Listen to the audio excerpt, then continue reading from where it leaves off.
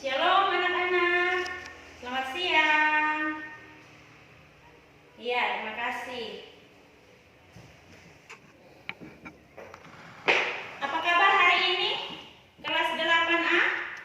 Baik? Ya, ayo kita lebih semangat. Kalau ibu bilang apa kabar, kalian bisa menjawab dengan sehat luar biasa. Oke. Apa kabar anak-anakku kelas 8A? Sehat luar biasa. Ya, terima kasih. Hari ini kita bertemu lagi dalam mata pelajaran Pendidikan Agama Kristen dan Budi Pekerti pada pertemuan yang berikut.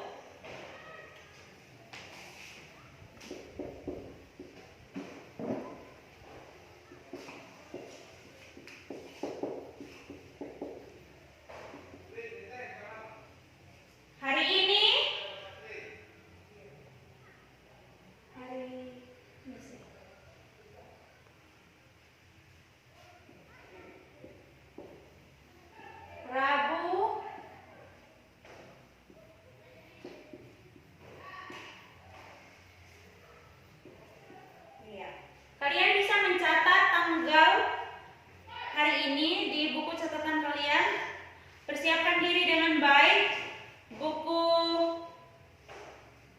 cetak yang ibu sudah kasih sama kalian, kalian bisa gunakan dengan baik dan atur posisi senyaman mungkin agar kita dapat mengikuti pembelajaran hari ini dengan baik.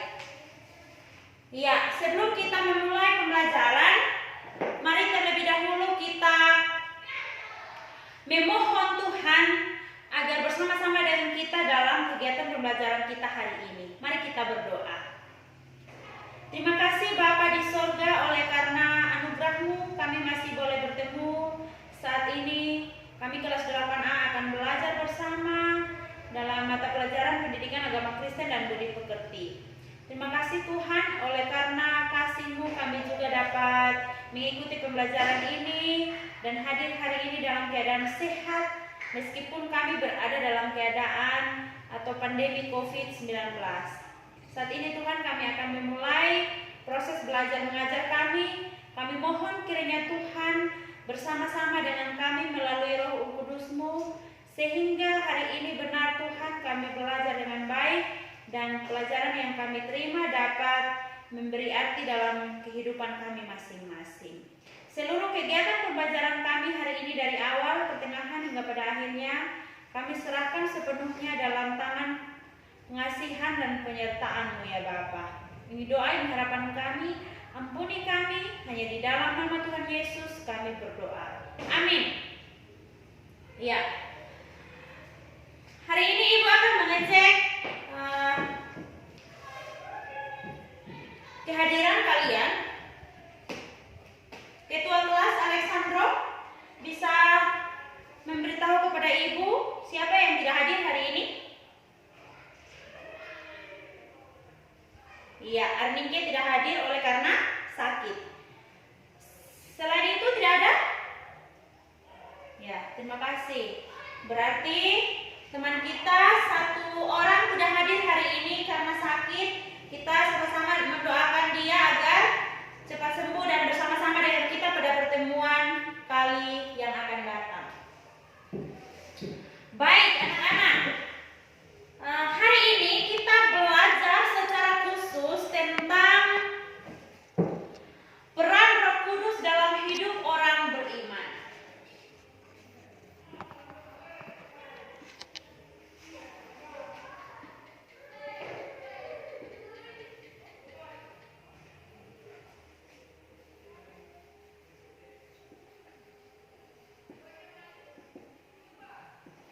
Bisa baca yang di belakang? Iya. Peran Roh Kudus dalam hidup orang beriman. Kompetensi dasar yang akan kita pelajari hari ini yaitu 3.2, menjelaskan peran Roh Kudus dalam proses hidup orang beriman. Kemudian yang menjadi indikator pencapaian atau IPK kita kali ini yaitu 1. Menjelaskan Roh Kudus dan pekerjaannya.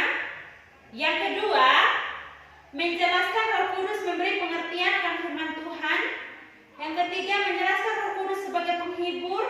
Yang keempat, menjelaskan Roh Kudus meneguhkan kesaksian. Yang kelima, menjelaskan Roh Kudus mengangkat orang percaya menjadi anak Allah. Ibu ulangi, maaf, yang menjadi indikator pencapaian kita hari ini hanya yang pertama menjelaskan Roh Kudus dan pekerjaannya. Sedangkan yang kedua sampai yang keempat, yang kelima tadi yang Ibu sudah sebutkan itu merupakan bagian daripada IPK kita hari ini, yaitu menjelaskan Roh Kudus dan pekerjaannya.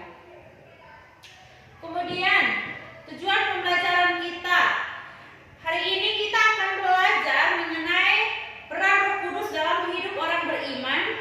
Dan ketika kita selesai mengikuti seluruh kegiatan pembelajaran, kita diharapkan atau peserta didik diharapkan dapat yaitu menjelaskan Roh Kudus dan pekerjaannya. Kemudian juga menjelaskan Roh Kudus memberi pengertian akan firman Tuhan. Yang ketiga, menjelaskan Roh Kudus sebagai penghibur. Yang keempat, menjelaskan Roh Kudus meneguhkan kesaksian. Yang kelima, menjelaskan Roh Kudus mengangkat orang percaya menjadi anak Allah. Itu tujuan pembelajaran kita ya anak-anak. Oleh karena itu, kita akan sama-sama belajar. Dan kita belajar hari ini tidak saja Ibu yang memberikan materi, tetapi kalian sendiri yang menggali informasi menyangkut materi ini.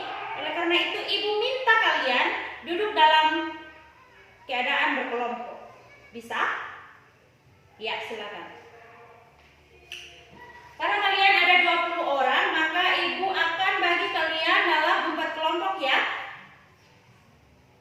4 kelompok untuk kalian belajar bersama menggali ayat-ayat Alkitab yang terkait dengan tujuan pembelajaran kita tadi.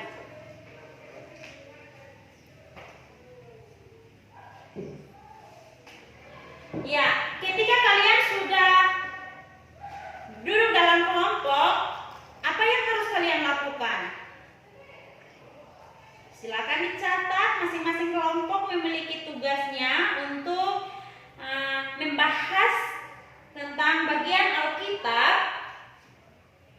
yang akan dibahas bersama-sama dalam kelompok. Kelompok yang pertama membahas tentang nas atau bacaan Alkitab dari Kejadian 12 ayat 1 sampai 9. Kelompok 1 ya. Kejadian 12 ayat 1 sampai 9. Ya, di situ ada tentang kisah tentang Abraham dipanggil Allah. Yang kedua, kelompok yang kedua, kalian bisa mencari bagian Alkitab Kisah 4 ayat 8. Kisah Para Rasul 4 ayat 8. Iya. Baca Kisah Rasul 4 ayat 8, itu kelompok yang kedua. Kelompok yang ketiga, baca Kisah Para Rasul 6 ayat 10. Baca. Kelompok yang keempat,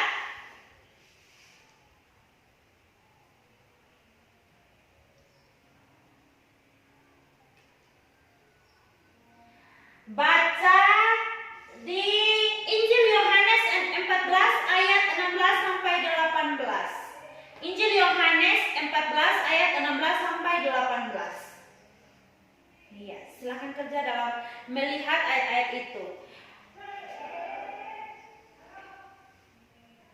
Ketika kalian sudah membuka bagian Alkitab kalian masing-masing kelompok tadi, maka apa yang harus kalian lakukan? Yang pertama, amati perilaku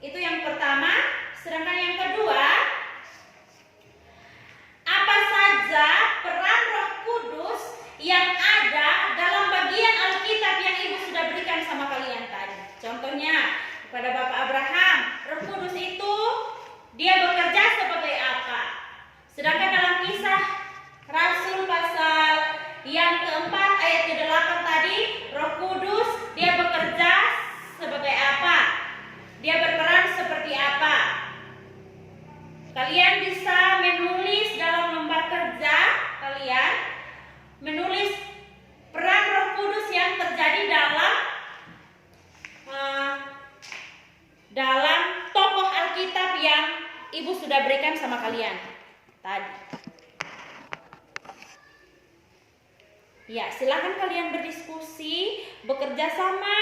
Selama kita berproses, Ibu juga akan menilai kalian dalam bentuk kerjasama, tanggung jawab, disiplin, rajin, tekun. Ibu akan mengamati kalian satu persatu ya. Silakan bekerja sama dengan baik. Ya, yang berikut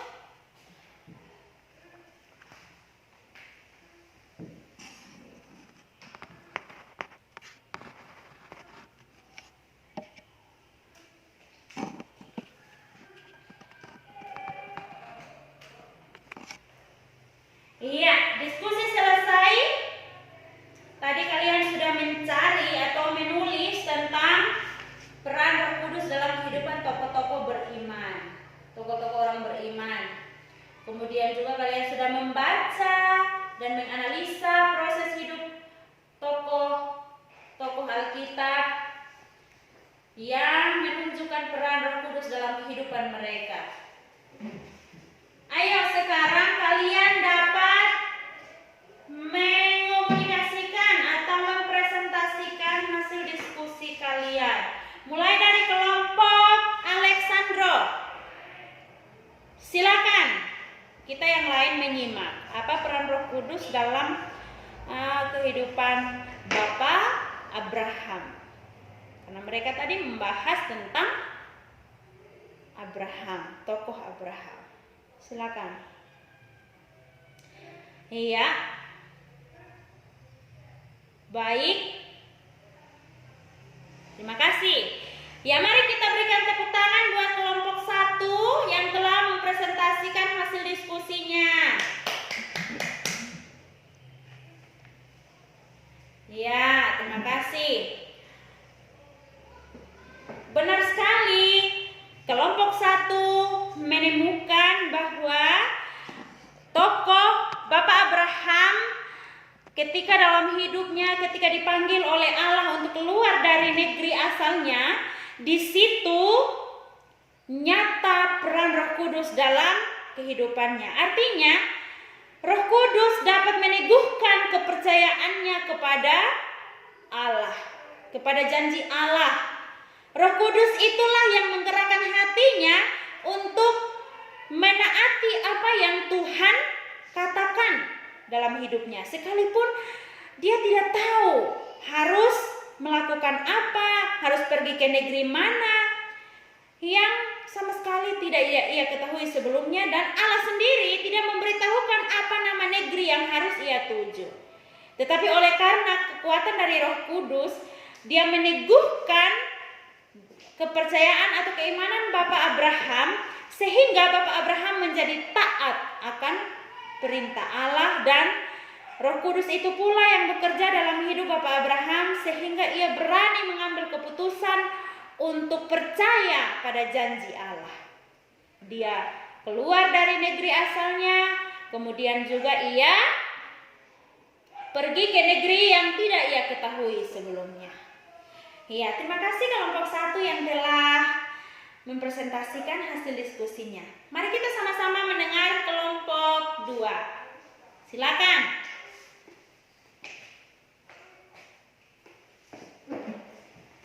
Iya. Iya. Baik sekali. Kelompok dari Alfi juga sangat baik sekali menjelaskan tentang peran Roh Kudus dalam kehidupan tokoh Petrus dan Yohanes. Kita tahu ya bahwa Petrus dan Yohanes ini adalah murid Tuhan Yesus yang ketika Yesus naik ke sorga, ia meninggalkan murid-muridnya. Namun setelah itu Yesus menjanjikan Roh Kudus kepada mereka bahwa Roh Kudus akan selalu menyertai kehidupan mereka, terutama dalam memberi kesaksian kepada orang-orang banyak tentang siapa Yesus Kristus itu sendiri, bagaimana Ia menyelamatkan manusia dan dunia ini, dan seluruh karya-karya Yesus yang ajaib dalam dunia ini. Roh Kudus itulah yang meneguhkan kesaksian mereka. Mari kita berikan tepuk tangan untuk kelompok 2, kelompok dari Alfi yang telah mempresentasikan hasil diskusinya. Baik sekali ya. Terima kasih Alfi bersama teman-temannya. Ya, selanjutnya mari kita mendengarkan tentang kelompok 3. Tadi kelompok 2 dengan sangat jelas mereka menjelaskan peran Roh Kudus yang ada dalam kehidupan Petrus dan Yohanes ketika mereka bersaksi di depan mahkamah agama, di depan orang-orang yang membenci mereka, membenci Tuhan Yesus saat itu. Mereka berani bersaksi tanpa takut sedikit pun. Di situ ada peran Roh Kudus yang memberikan pengertian kepada mereka, memberikan keberanian, memberikan peneguhan atas kesaksian mereka, sehingga mereka tidak khawatir sama sekali ketika mereka bersaksi, oleh karena karya Tuhan Yesus dalam dunia ini sangat nyata, membawa keselamatan bagi semua umat manusia, terutama bagi orang-orang yang percaya kepada Yesus Kristus. Terima kasih kelompok 2. Sekarang mari kita dengarkan sama-sama kelompok 3 memberikan presentasi mereka tentang tokoh Stefanus, Iya, silakan. Iya, baik. Ya, terima kasih. Mari kita berikan tepuk tangan buat kelompok 3 yang sudah mempresentasikan hasil diskusinya dengan baik. Ya, baik sekali ya. Penjelasan dari kelompok 3, di situ mereka mengatakan peran Roh Kudus dalam kehidupan Stefanus, di mana memberikan Stefanus keberanian juga untuk menentang orang-orang yang membenci pengajaran tentang Tuhan Yesus, membenci Tuhan Yesus dan membenci pengikut-pengikut Tuhan Yesus. Roh Kudus itu sendiri yang menyertai, bahkan bersama-sama bekerja dalam diri Stefanus, sehingga Stefanus dengan berani menentang segala hal yang bertolak belakang dengan ajaran Kristus atau ajaran yang Tuhan Yesus katakan. Bisa mengerti ya? Sekarang mari kita dengarkan kelompok 4 memberikan presentasinya. Silakan. Ibu akan keliling ya mengecek kalian. Ya. Baik. Terima kasih. Kelompok 4, di situ mereka mengkaji tentang tokoh Roh Kudus itu sendiri di dalam Yohanes pasal 14 ayat 16 sampai 18.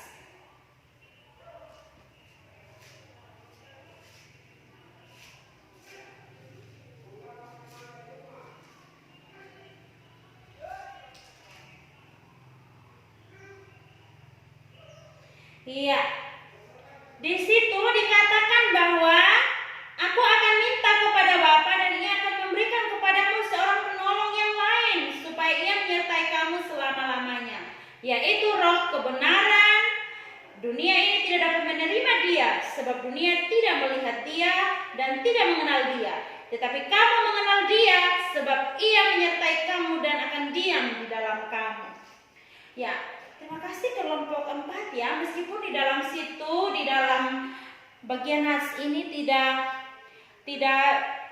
tertera dengan jelas siapa tokoh utama yang disebutkan dalam bagian nats itu, tetapi mereka dapat mengkajinya dengan baik di situ ada tokoh Tuhan Yesus Kristus yang mengatakan kepada murid-muridnya bahwa ketika ia naik ke surga, ia akan memberikan seorang penolong yang lain. Artinya, ketika Yesus pergi ke surga, ia tidak meninggalkan murid-muridnya seperti yatim piatu, tetapi ia memberikan seorang penolong yang lain bagi mereka, sehingga mereka ada teman, ada sahabat ketika berjalan dalam dunia ini bersaksi tentang Yesus, yaitu seorang penolong itu adalah Roh Kudus itu sendiri.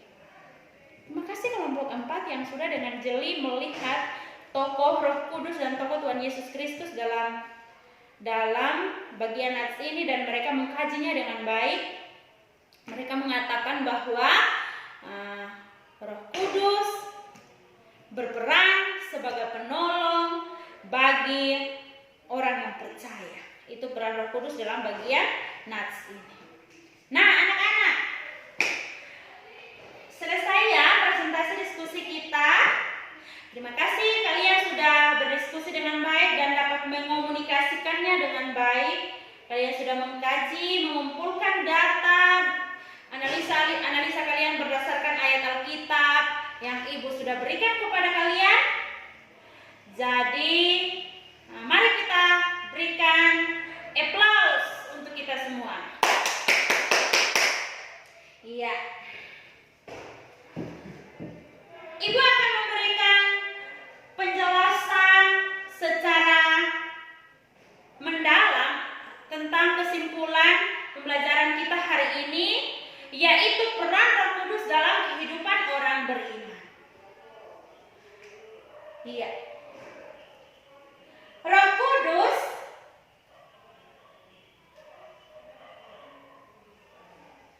Kudus itu sendiri berarti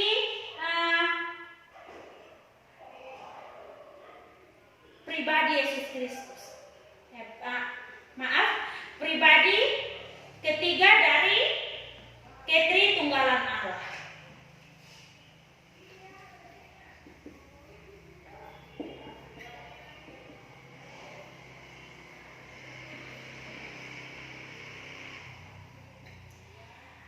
Artinya anak-anak bahwa kita harus mengenal dulu siapa itu Roh Kudus. Roh Kudus ini adalah dalam teologi Kristen kita mengenal sebagai pribadi yang ketiga dari Tritunggal setelah Allah Bapa dan Allah Anak atau Yesus Kristus. Roh Kudus bisa saja orang yang tidak seiman dengan kita, mereka tidak tahu, bahkan mereka tidak mengakui adanya Roh Kudus. Tetapi kita orang Kristen mengakui bahwa Allah kita adalah Allah yang esa, satu, tetapi memiliki tiga pribadi. Yang pertama Allah Bapa, yang kedua Allah Anak, dan yang ketiga Allah Roh Kudus. Dan hari ini kita lebih dalam lagi melihat tentang Allah Roh Kudus atau kepribadian Allah yang ketiga, yaitu Roh Kudus. Setiap orang Kristen, anak-anak, ketika ia sudah dibaptis, maka secara resmi ia sudah hidup bersama dengan Roh Kudus.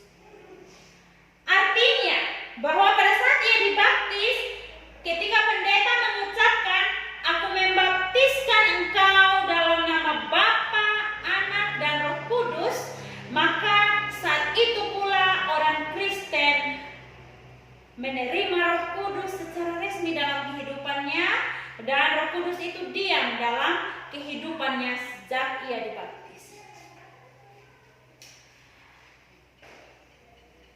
Kemudian dalam bahasa Yunani, Roh Kudus ini sering disebut dengan Parakletos.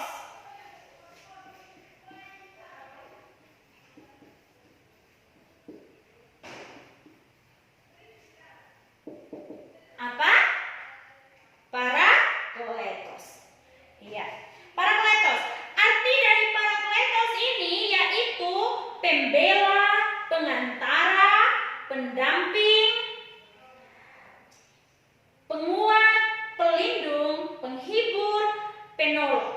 Itu arti dari bahasa Yunani parakletos.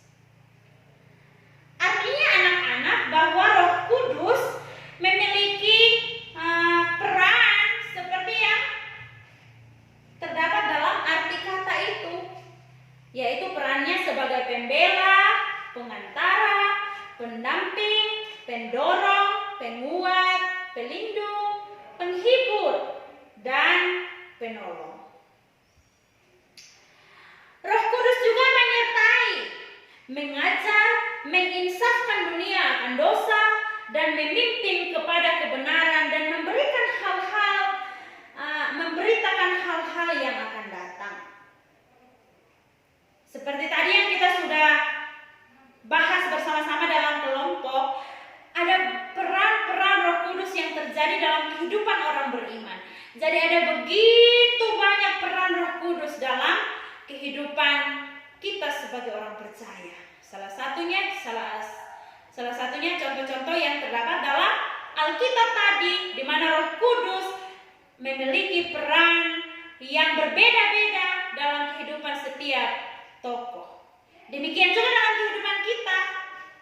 Masing-masing kita memiliki pengalaman tentang Roh Kudus. Bagaimana Roh Kudus itu memberi kekuatan kepada kita ketika kita sedang berduka, ketika kita sedang kecewa, ketika kita sedang sakit. Roh Kudus dapat menguatkan kita.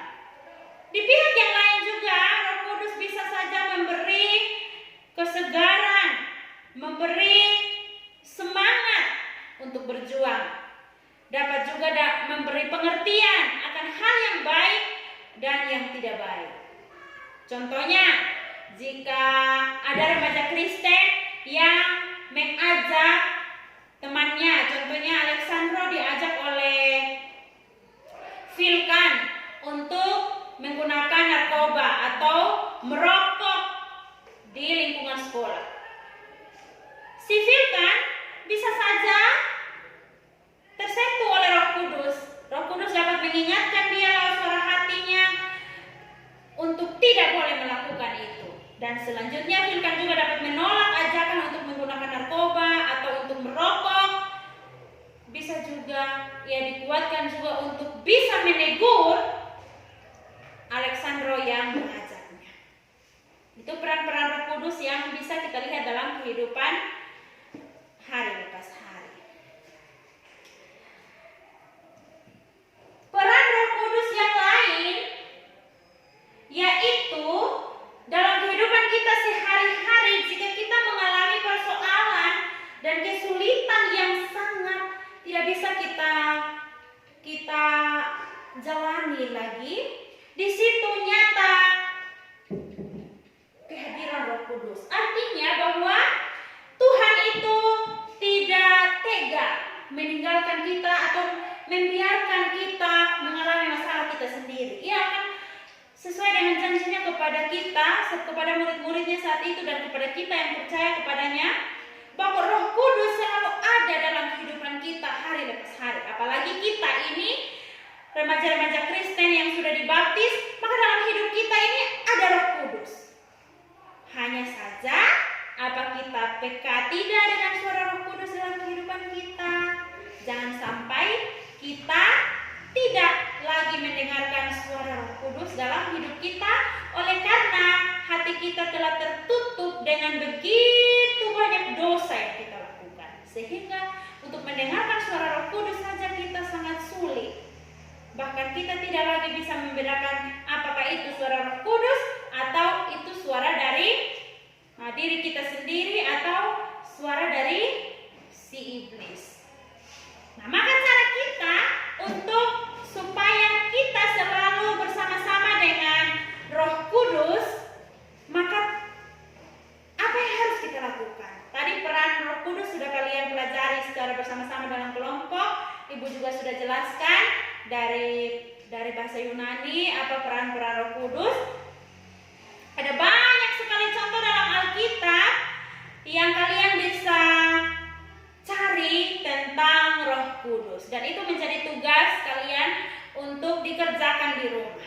Bagaimana peran Roh Kudus dalam Alkitab bagian ini. Contohnya dalam Yohanes atau dalam Korintus, kalian bisa cari dan menuliskan peran-peran Roh Kudus. Nah, kembali kepada yang tadi, bagaimana supaya dalam kehidupan kita sehari-hari kita bisa peka dengan suara Roh Kudus, supaya kita tahu apakah itu suara Roh Kudus ataukah itu suara si iblis. Yang pertama, kita harus rajin membuka hati kita agar Roh Kudus itu masuk dan berdiam di dalam hidup dan diri kita, yaitu dengan cara apa? Rajin membangun komunikasi yang baik dengan Dia melalui doa. Loh, kenapa kita harus berdoa? Ya, karena Roh Kudus itu adalah Allah itu sendiri. Roh Kudus itu adalah Allah itu sendiri. Izinkanlah Allah Roh Kudus masuk dalam hati kita, untuk berdiam dalam hati kita, dalam diri kita, dalam kehidupan kita, sehingga setiap hari, setiap waktu kita diingatkan, diberikan pengertian untuk tahu mana yang harus dilakukan, mana yang boleh, mana yang benar sesuai dengan kehendak Tuhan, dan mana yang dosa atau mana yang tidak berkenan di hati Tuhan. Buka hatimu setiap hari, bangun hubungan yang erat dengan Dia setiap waktu, di dalam doamu, di dalam perenungan firman-Mu, baca Alkitab setiap hari di rumah. Sehingga kalian bisa tahu apa yang menjadi kehendak Tuhan dan apa yang menjadi larangan-larangan Tuhan yang tidak boleh kita lakukan. Sehingga dengan demikian, oleh karena pengertian kita kepada firman Tuhan yang telah diteguhkan oleh Roh Kudus, maka kita akan mampu membedakan mana yang baik dan mana yang tidak baik, mana yang dosa, mana yang kebenaran. Dan Roh Kudus itu terus ada dalam hidup kita. Jangan usir Roh Kudus itu keluar dari diri kita atau dari pribadi kita, yaitu dengan cara kita selalu saja melawan suara hati kita.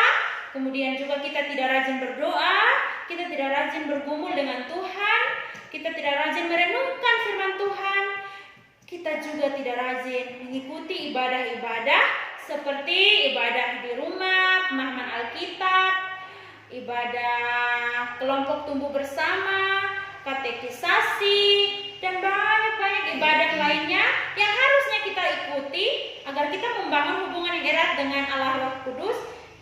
Justru kita kadang tidak mengikuti itu.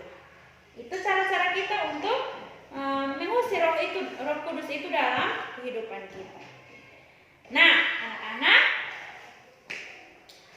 oleh karena itu, ketika kita dalam situasi sulit, dalam situasi genting, kita merasa sendiri, ingatlah dan sadarilah bahwa Roh Kudus tidak pernah meninggalkan kita. Tadi kita sudah jelaskan, kita sudah sama-sama belajar dalam kelompok, dalam presentasi, bahkan yang Ibu sudah jelaskan tadi, bahwa Roh Kudus itu memiliki banyak sekali peran dan pekerjaannya dalam hidup kita. Mari kita senantiasa minta Roh Kudus agar Dia selalu memberikan kita hikmat. Ya, sampai di sini kesimpulan yang Ibu bisa berikan kepada kalian. Kalian bisa bersama-sama untuk lebih dalam lagi mengkaji bagian-bagian Alkitab yang Ibu sebentar akan kasih kalian dalam lembar kerja untuk kalian kumpulkan ke depan. Iya, selanjutnya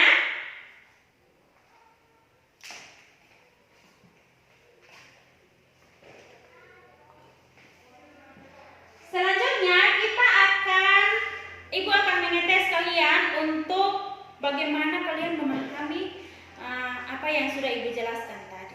Mari kita kerjakan tugas berikut ini dan langsung dikumpulkan ya.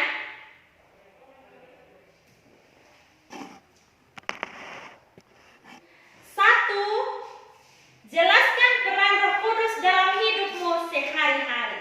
Nah, ini kira-kira apa yang kalian rasakan peran Roh Kudus ketika kalian bagaimana Roh Kudus itu berperan dalam kehidupan kalian? Apakah dia sebagai pendorong ketika kalian membuat jahat? Dia sebagai pengingat untuk tidak melakukan itu? Dia penegur atau dia penasihat atau apa saja sesuai dengan tadi yang Ibu sudah jelaskan kalian. Jelaskan ya dalam hidupmu secara pribadi ya. Kemudian apa yang kalian pelajari dan teladani dari tokoh Stefanus tadi dari Alkitab? Apa yang kalian pelajari berkaitan dengan peran Roh Kudus dalam kehidupan sebagai orang Kristen? Ya, terima kasih. Terima kasih kalian sudah mengerjakan tugas dengan baik. Ibu lihat kalian punya hasil sudah bagus sekali. Kalian benar memahami apa penjelasan Ibu menyangkut peran Roh Kudus dalam kehidupan orang beriman. Minggu depan kalian bisa kumpulkan itu ayat yang Ibu sudah kasih tadi dalam lembar kerja untuk kalian lebih dalam lagi memahami pembelajaran kita. Mari kita tutup kegiatan ini dengan doa. Mari kita berdoa. Terima kasih Tuhan Yesus oleh karena penyertaan dari Roh Kudus-Mu sehingga kami boleh menyelesaikan pembelajaran pendidikan agama Kristen dan budi pekerti hari ini dengan baik. Biarlah Tuhan Engkau selalu menyertai kami dengan Roh-Mu yang kudus agar kehidupan kami sebagai remaja-remaja Kristen masa kini menjadi remaja-remaja Kristen yang selalu dibimbing dan diarahkan oleh Roh-Mu ya Bapa. Bapa, biarlah pembelajaran kami hari ini dapat memberi makna dalam kehidupan kami. Selanjutnya Tuhan, kegiatan kami serahkan hanya di dalam tangan kasih-Mu ya Bapa. Ini doa, ini harapan kami, hanya di dalam nama Tuhan Yesus kami berdoa. Amin. Selamat siang dan shalom.